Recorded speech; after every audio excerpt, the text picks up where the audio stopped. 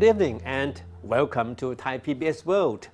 Taiwan's transition to democracy after 4 decades under authoritarian rule is a remarkable story that should offer lessons to many of the struggling states in the region.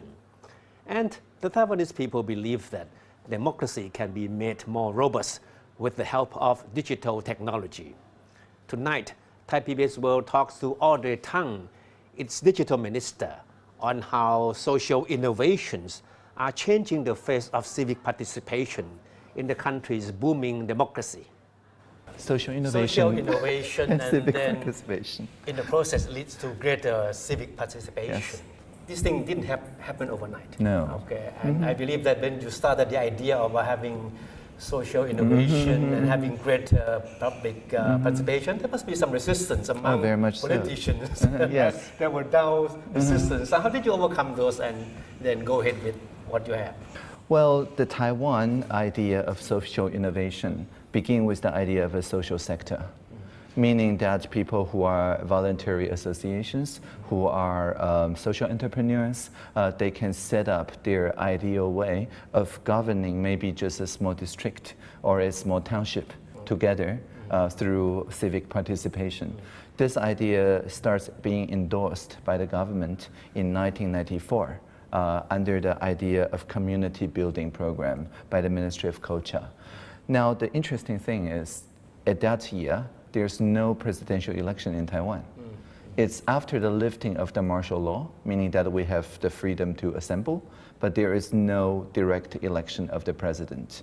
And so democracy wasn't already a given in Taiwan, but in the community level, in the municipal level, there's a lot of volunteers that really like to introduce civic participation, but on a smaller scale. So they had 10 years of head start. From the lifting of the martial law, which is 87, to the election of the president, which is 96, there's 10 years. Okay. And those 10 years, we see a lot of social sector workers just forming this kind of collectives or charities or important foundation like Tzu Ji and so on, that still today has more legitimacy than the public sector. That's how it started. And where were you then? So what were you doing at the time? I was dropping out of junior high school.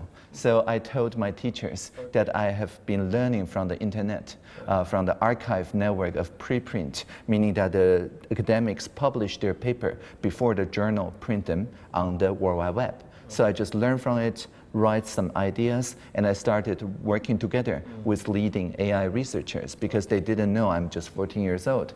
And so my principal, after reading the printout of my email, says, oh, you don't have to go to school anymore. And so I just started my own company. Okay. And so the idea here is that in Taiwan, it's the same year as the presidential election as the World Web.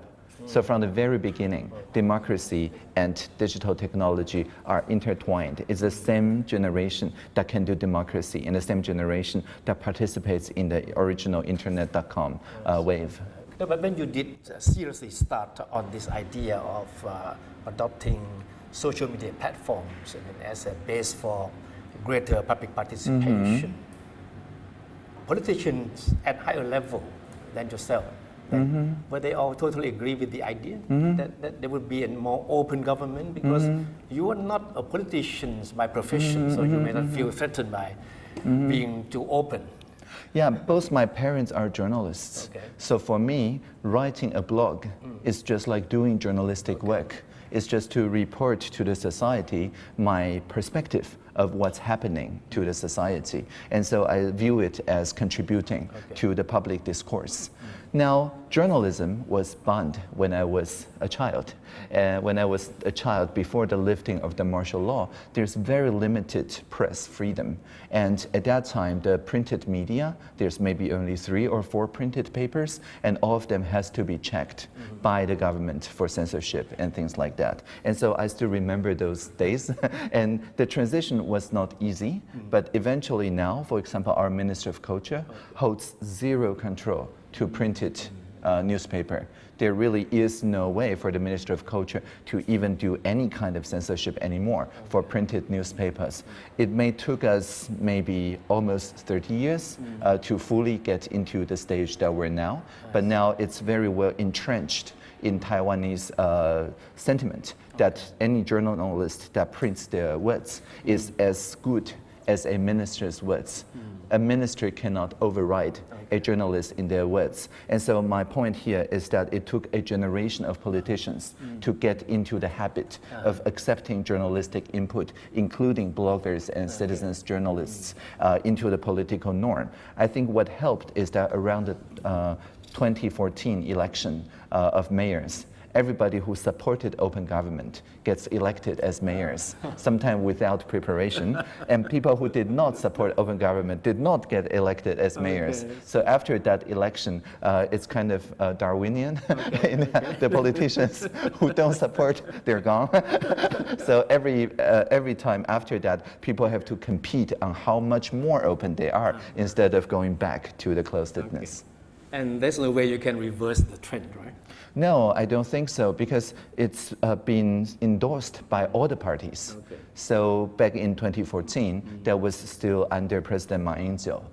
And a lot of open government measures were already introduced by Premier Mao Zedong. But when Dr. Tsai Ing-wen promised in her campaign broadband as human right, she is saying essentially that all these innovations must benefit even the most rural, the poorest, the offshore, the indigenous people. And nowadays we have 98% of the remote area covered by 10 megabits per second. That's broadband as human right, under $16 per month for unlimited data connection. And so if you don't have access to broadband, that's my fault. You can talk to me.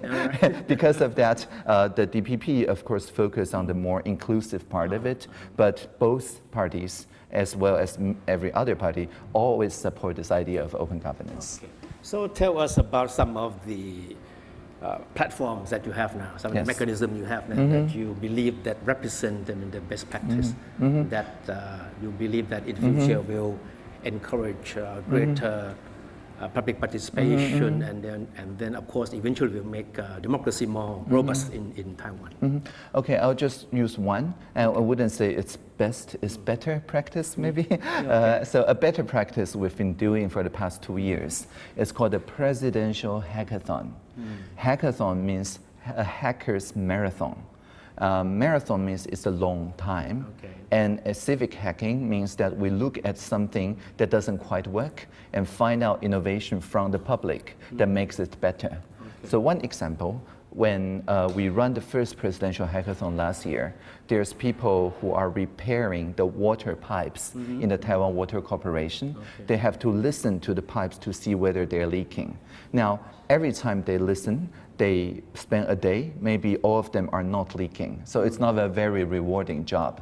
And in, for example, the Keelung region near the Taipei city, on average, it took 2 months between some place that leaks to somewhere people listen to it. So there's a lot of water shortage issue that could be solved by automating this process. So they sent a wishing well. They just said, oh, what if there is a line robot, a chatbot, on the end-to-end chatbot system called Line that can tell the repair people every morning where are the 3 most likely places near them that are leaking. So they can spend the day doing creative things, which is solving the problem, not doing boring things, which is detecting the problem. And so they work with the private sector, like HTC. They work with academia, like National Zhengzhi University, and as well as the MIS department of our administration. They all work together to create a AI, machine learning, deep learning model that detects this in a very early way for that region. The great thing about the presidential hackathon is that there is no money about the prize. Every year, the president gives out 5 awards, 5 trophies to 5 teams. And the trophy is a projector. If you turn it on, it projects the image of Dr. Tsai Ing-wen, the president. The idea is that whenever your director general says, oh, this is a good idea, but we don't have the budget to roll it out to the entirety of Taiwan, you just turn on the projector and it shows Dr. Tsai Ing-wen giving the trophy to you. And then your director general will have to say, oh, we still have some budget left.